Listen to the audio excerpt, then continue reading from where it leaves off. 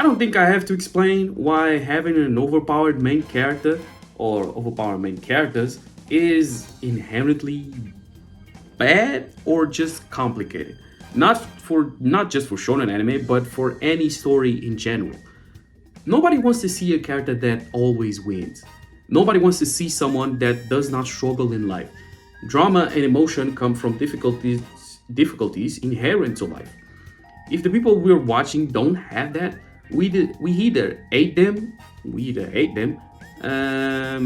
hate them, heavy them, or ignore them. Like imagine rooting for OF girls or OnlyFans girls bragging about how much money they make, or rooting for artists and rappers bragging about having sex with chicks you will never date.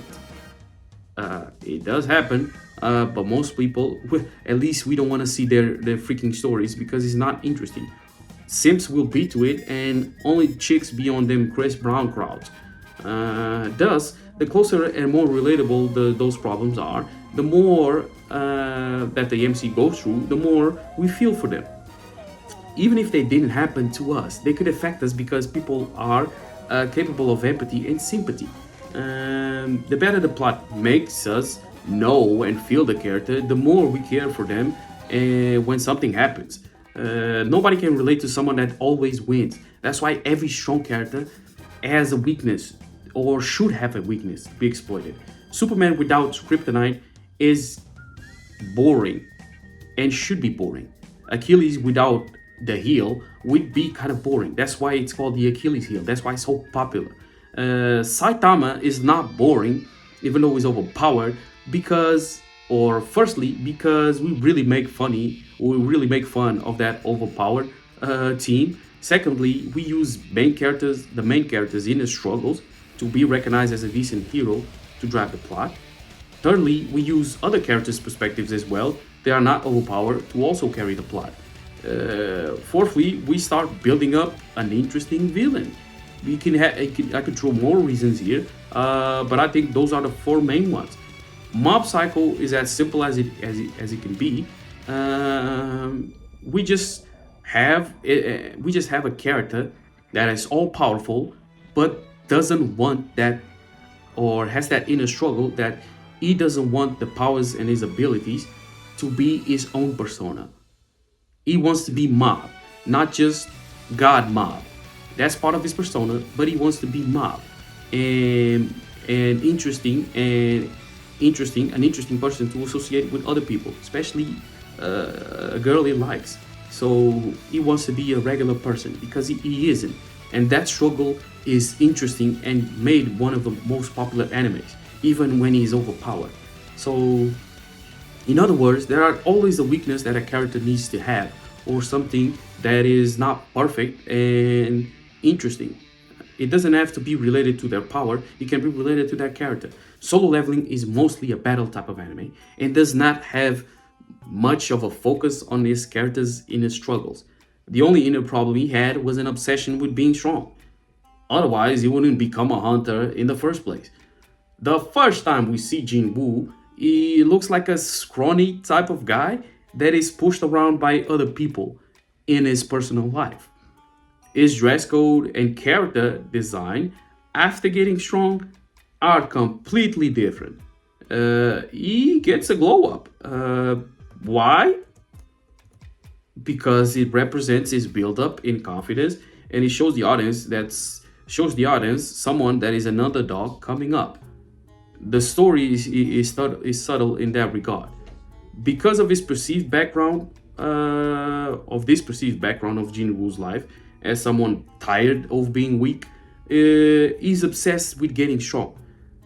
But we see nothing else of his character.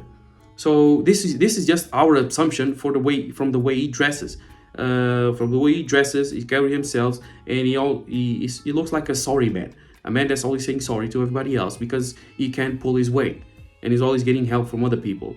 But yeah, after that, his powers and aura farming become his personality.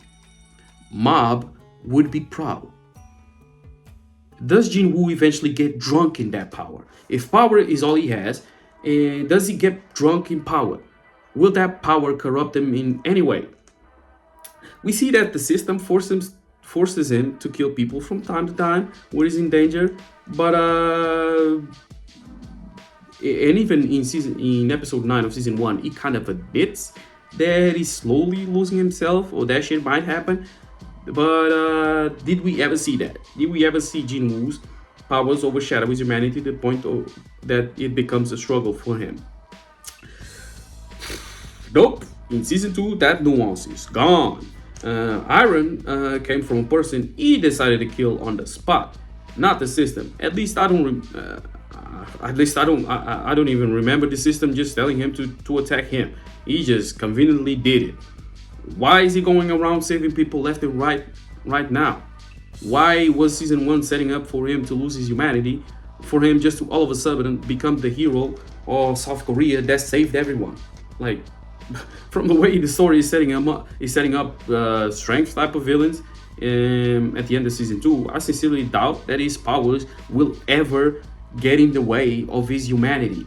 And if they were set up to do so one day, the system would never show him the elixir of life in the first place.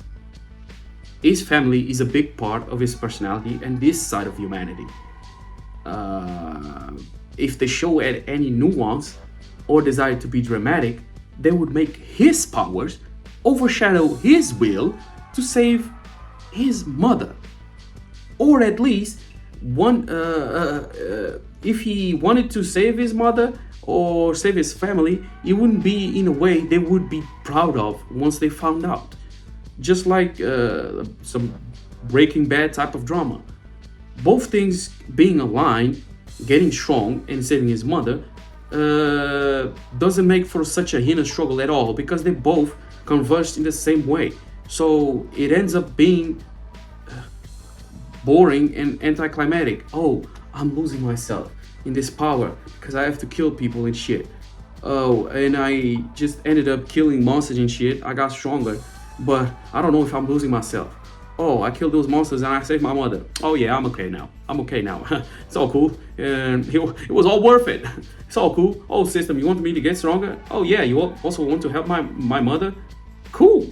Thank you, system. Thank you. So all this means that Jinwoo or the series will have to rely on the quality and the strength of the villains to push its plot forward from now on. At least from season 2 onwards.